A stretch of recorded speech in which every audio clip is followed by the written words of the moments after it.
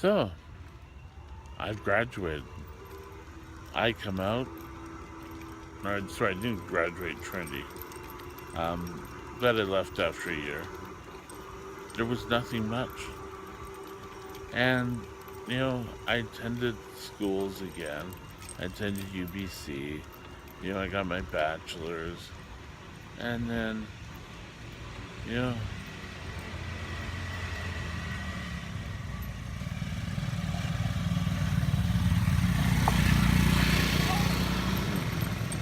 we continued, you know, living and moving on. And a lot of times, I started work for 7-Eleven and I just couldn't do it sometimes.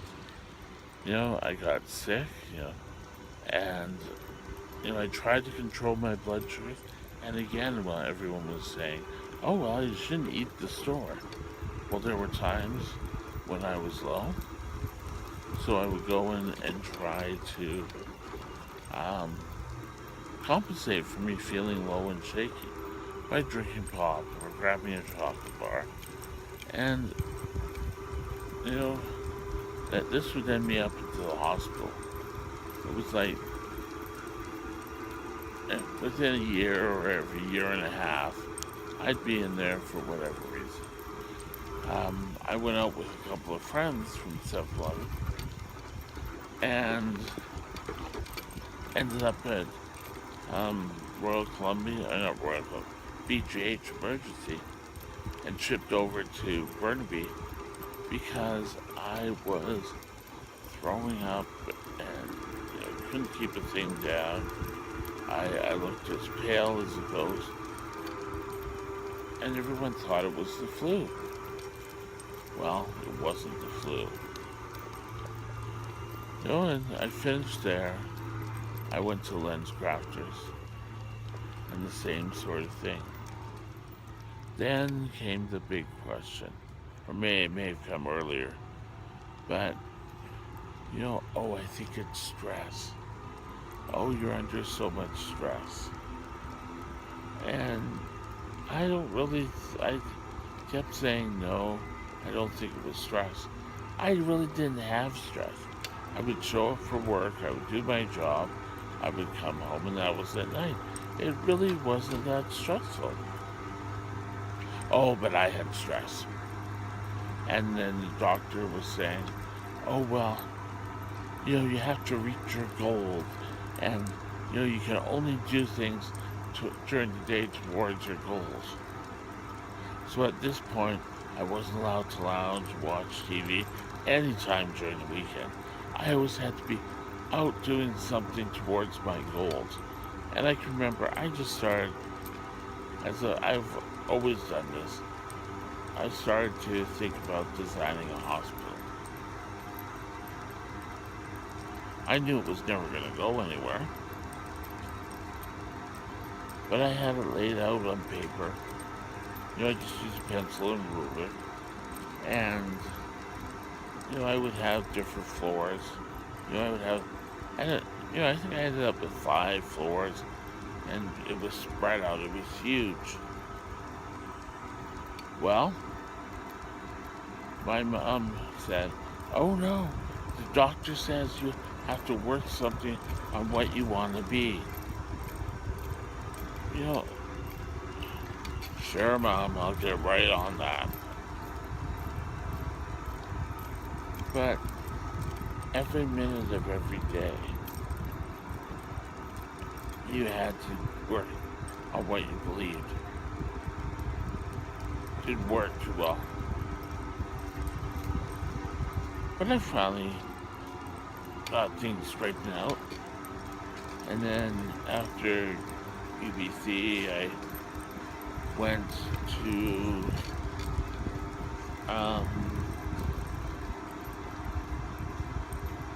I started at 7-Eleven, and I started being a scout leader for all those companies. And I spent 10 years of my life doing that. And, diabetes stuck his head out a number of times throughout my early adulthood. Now,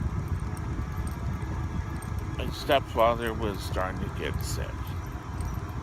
And so we moved out of the house we were living in and we moved into a condo here. You know, I remember him lying in bed and his boss would call and he wasn't there, he was afraid to tell them what was going on. Now, looking back, it's the worst thing. Yes, you're sick, but you need to get healthy again. Well, my stepfather, unfortunately, did not make it. Cancer took his life. So, you know, it wasn't bad.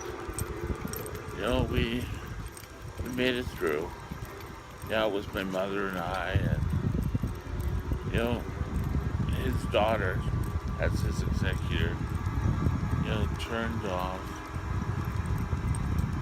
TV, the heat, the whole thing, because it was all in his name. But she didn't say, well, I'm gonna turn off the heat. This is some dad saying. No, we had it all. So we worked out anything. Well, lucky Mom worked and got the power on.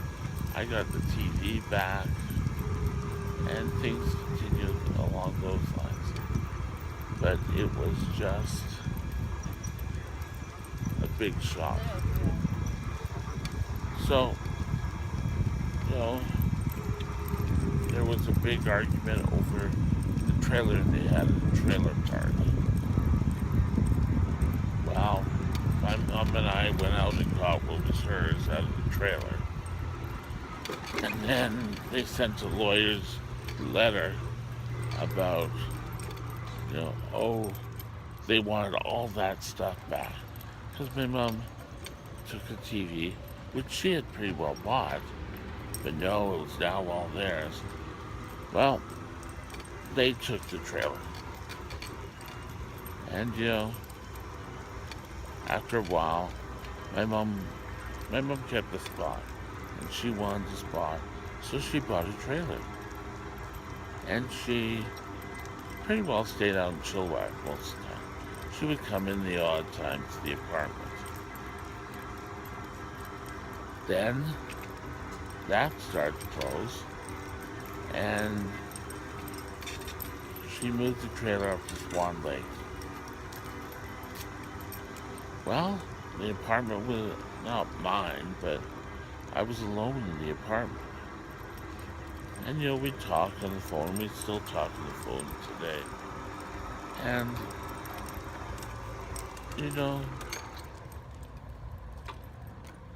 I had a lot of problems. I would crash around in the apartment being low. I would have pass outs. My father got me what do you call it? I've fallen and I can't get up, but which was all good.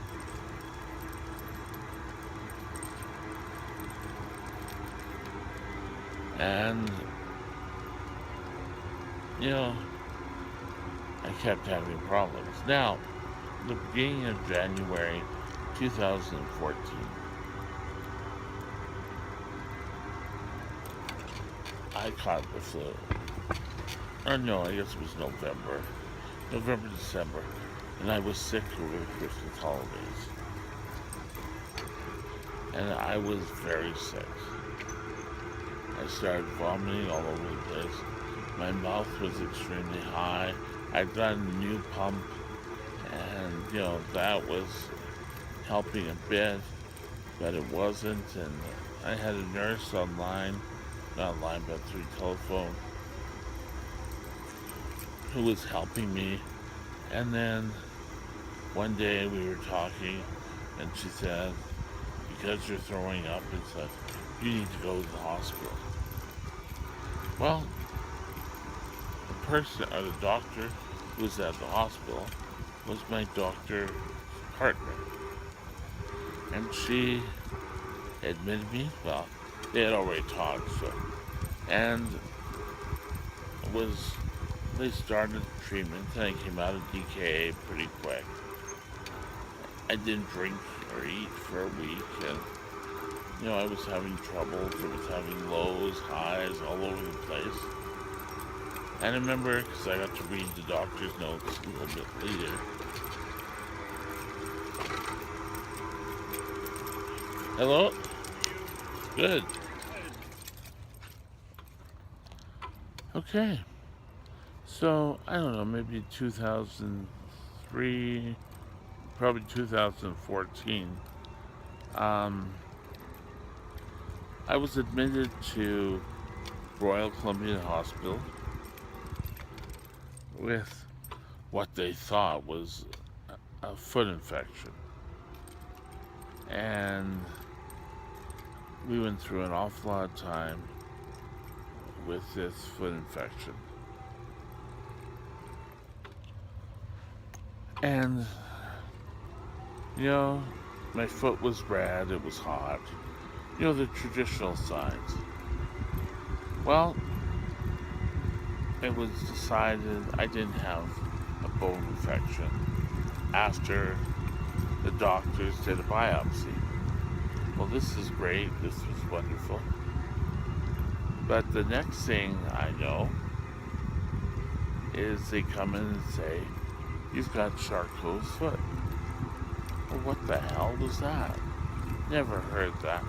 But it is a complication of diabetes. So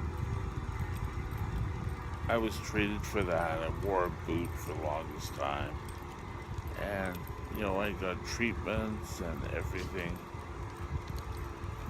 And then things started to go okay. We had to do a slight change. And she got me a pump. Well, I had that pump for, 10 years or so. So, and finally, my pump gave out because I put it in the washing machine. So that didn't work well. So the next thing,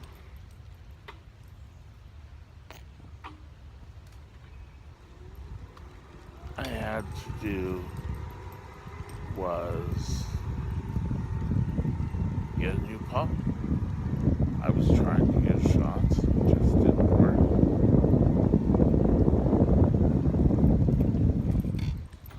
So fast forward to today. I finished my time with 7-Eleven. I did some work with LensCrafters, but after that, my doctor and I decided I should go on disability. So, some of you may be asking, why the power chair?